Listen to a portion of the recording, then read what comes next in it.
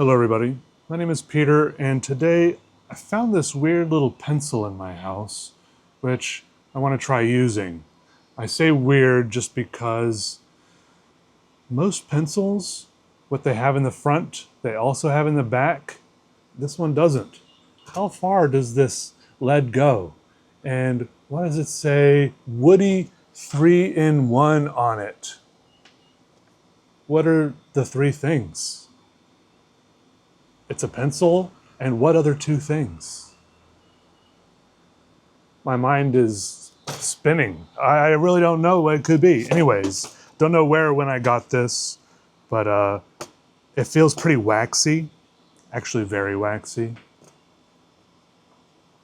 Also, I want to take a moment to show you my banana plant. I just got to show you the banana plant because I can't stop thinking about it. I'm excited. Okay, let's go look. Here it is. It had a few other dying leaves. It was in a bag. We planted it in here. We tried it over there. But this new leaf is the exciting part right here. See this little sprout coming out between the two? Before, it was only about this long when we got it, and it stayed that way for like a week or two. And then we moved it over here, started watering it really good. And then just in the past few days, it's like quadrupled in size, this new leaf. It's like zoop, zoop, zoop. Sorry, maybe that was unnecessary. Yeah, good recording. All right, anyways, let's go back to the drawing. I'm gonna take this weird pencil and I'm gonna sharpen it a little bit, just with a knife, because it's pretty dull right now, but I also wanna be careful because the material inside of it is very, very fragile. It's like butter. You see how my knife cuts through that? I'm gonna start with this little sketchbook right here. Isn't that cute? I'm just gonna open it up and do one like that so everyone can see. We're gonna do a small one, and then we're gonna do a medium-sized one right there.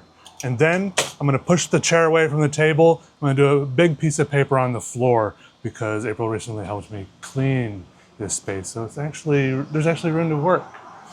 Speaking of which, let's get to work. To start off, I kept going on the little piece of paper in front of me. I wanted to warm up the pencil, see what it felt like. And as I kept going, I enjoyed the pencil more and more.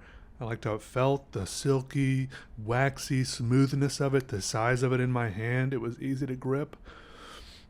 And I became more and more surprised that I hadn't used it until now. It had been long neglected at the bottom of some dusty box. But before we get into the rest of the drawings, I want to take a minute with our sponsor, FlexiSpot, who sent me a new chair. But I also want to point out, I think you'll see I have some pretty good moves in this segment coming up. And you'll also get a glimpse at the new artist studio that I'm moving into and in the process of setting up. So take a look.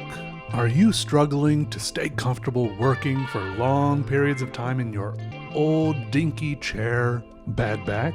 Painful butt? Let me introduce to you the FlexiSpot C7 Max, a chair in which you can sit however you'd like for long periods of time in supreme comfort. Go ahead, it's okay to be comfortable, so lean back and don't forget to put up the footrest.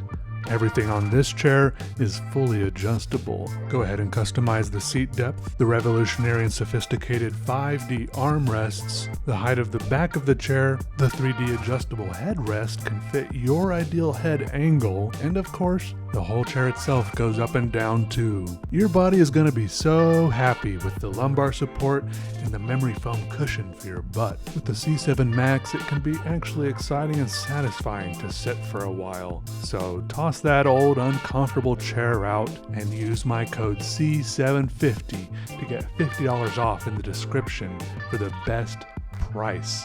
There's a 10-year warranty and a 30-day return policy for a risk-free trial. I was only planning on doing a couple, maybe even one, drawing in this tiny little sketchbook, but as soon as I started, I was struck by the beauty of this pencil.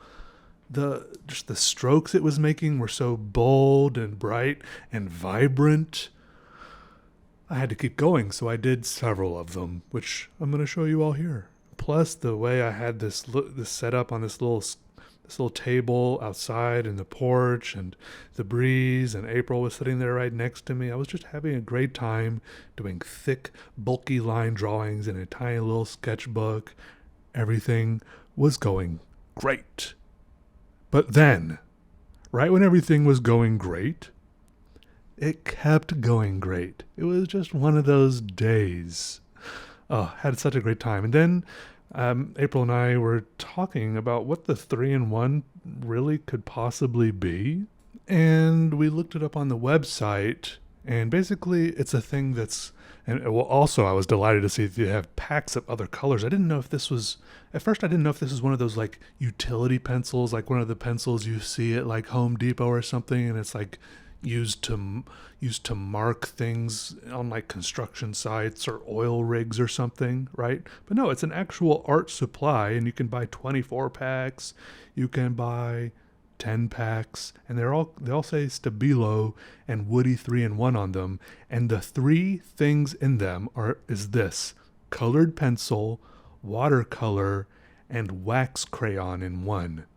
This is all very interesting and weird, because at first of all, I did not expect the watercolor part.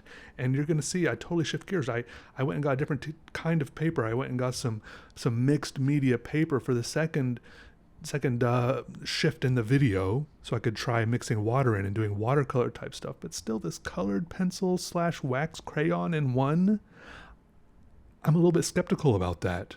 Because is it really both a colored pencil and a wax crayon? It looks like a big, chunky colored pencil, but the inside of it is the consistency of a crayon.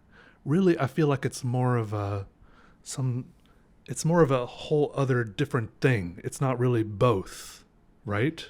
Is that just me? It's more like a separate, whole other separate thing they've created. Like I would never... It's a really weird gray area, I think. Like I would never call this a crayon, even though it draws like a crayon. And I would never, after using it, I would never call it a colored pencil, even though it kind of looks like a big chunky colored pencil, because the consistency, the way it draws, although they do sell them, there's a bunch of different colors. It's a strange thing, but I do want to use more of it, that's for sure. I just don't know about the whole 3-in-1 thing. On their website it says it's particularly suitable for little artists who want to let off some creative steam, aka me, and for hobby artists with high standards. Also me, I think. It also says the XXL lead contains 8 times as much color as standard colored pencils. Interesting claim. I mean, I think I accept that. It says it's ideal for coloring large surfaces and suitable for almost all coloring techniques. The thick shape makes it easy for children's hands to grip. Non-breakable lead with a diameter of 10 millimeter, great coverage and color intensity, even on dark paper. Deep velvety lines, works on smooth surfaces such as glass, metal, and leather, and can be easily wiped off these surfaces with water. One thing you'll see at the end of this tiny little sketchbook section is that the one thing I don't think it's good for kids for is because it's a mix. I don't have kids, but it's very messy in the sense that it will get on everything that it touches. But on the upside, it wipes off easily and cleans up easily with water. So maybe it's just pluses. I don't know. Maybe it's good for kids to get messy. Okay, now I'm going to try out the water. First step is to just do a drawing. At least this is my approach. I do a regular drawing on a piece of multimedia paper, which is just a type of paper that can take a lot of different types of media. If you don't know what multi means, it means many. But it's just kind of thicker, chunkier, toothier, and it can take water. That's how I approach it.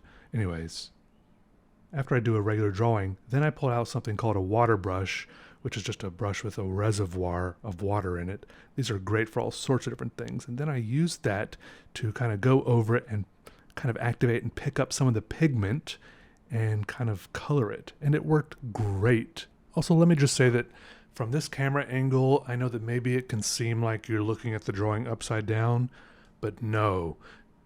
I'm drawing the drawing upside down and you're looking at it right side up. All right, so don't let it make you feel dizzy or anything with this weird camera angle I've got.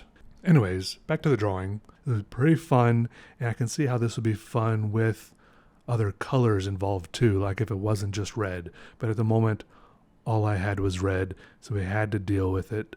As it goes, red is a pretty great color if you're going to have just one color.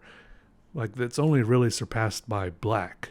If you're only going to have one color, I'm going to rate my favorite colors if you're only going to have one color. Black, red, it's tough. Like, I think the common colors, are like green, blue.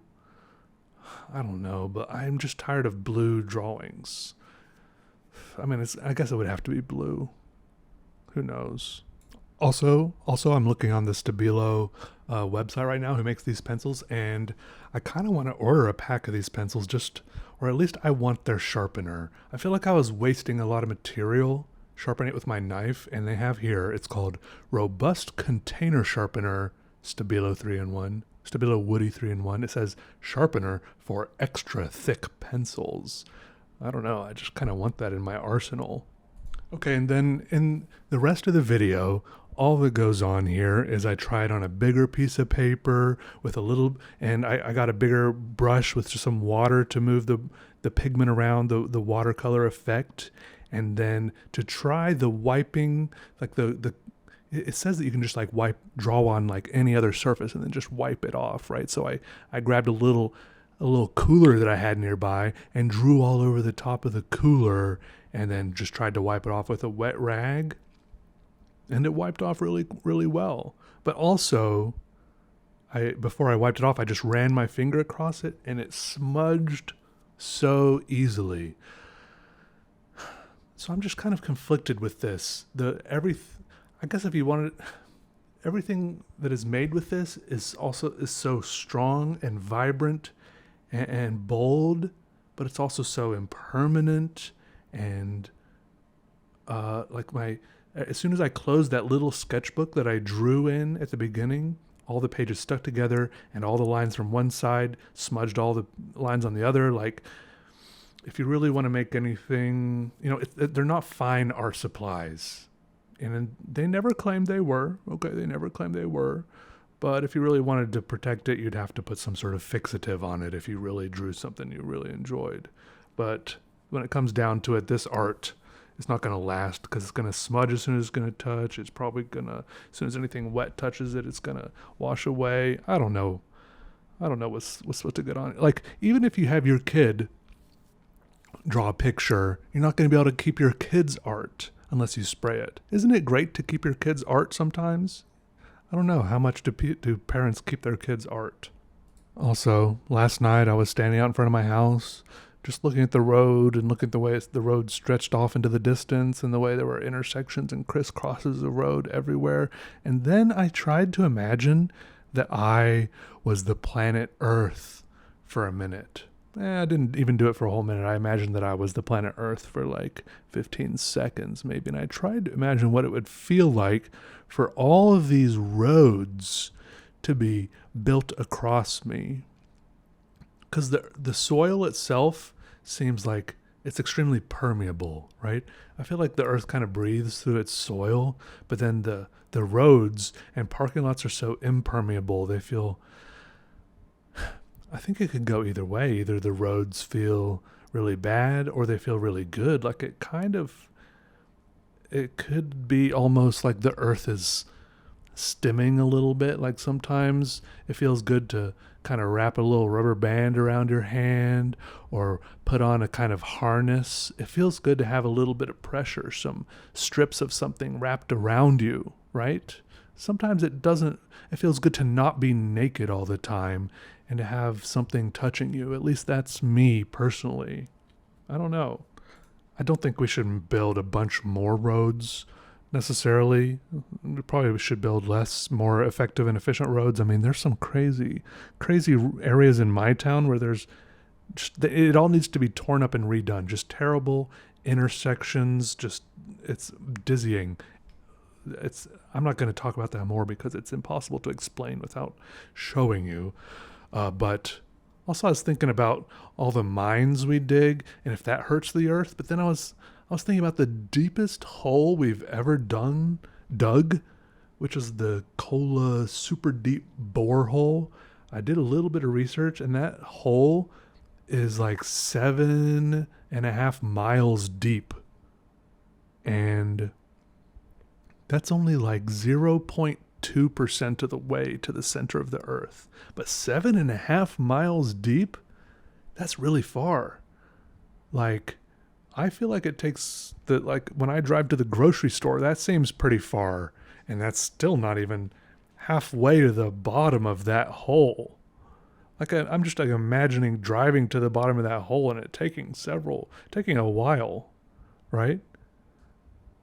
I don't know how fast you can drive in that hole. It's probably very thin, and I don't even know how big this borehole is. But they didn't even make it through the crust. They didn't even make it halfway through the Earth's crust. I don't even know what they were doing down there. Are they looking for minerals, aliens? They probably found some fossils. But I think they stopped because it got too hot and it was messing up their drill bits. And apparently the rock got too squishy, and the rock. It was like 400 degrees Fahrenheit, and the rock would just. It was at a certain consistency. The rock would just fill in the hole as soon as they pulled the drill bit out. But I'm just saying, like, if it's 0.2% of the way into the Earth, it probably just maybe the Earth liked that. Like, it was just like kind of scratching an itch for once. Like, if you went 0.2% of the way into me, that my hair follicles probably go deeper than 0.2% of the way into me. Okay, that's enough of a tangent for now. Thanks for listening, everybody. Thanks for watching. It's good to see you. And look, I'm going to get back in touch with you later. I'm going to hit you back with some other art in the near future. I'm making really, really good progress on finishing my Incomprehendium custom book project where I'm doing doodles in the front of a bunch of books for people and sending them to them. I'm on the home stretch here. Only like 85 books left out of like 450 or 500 that I did. It's taken way longer than I thought, but almost done. Sorry if you're still waiting. I'm going to get you soon. Don't worry. Thank you for all the support. I love you. Goodbye.